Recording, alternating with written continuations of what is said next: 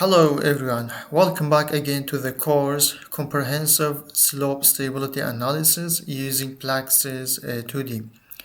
This is tutorial number 7, recommended minimum factor of safety for slopes according to AASHTO and FHWA guidelines.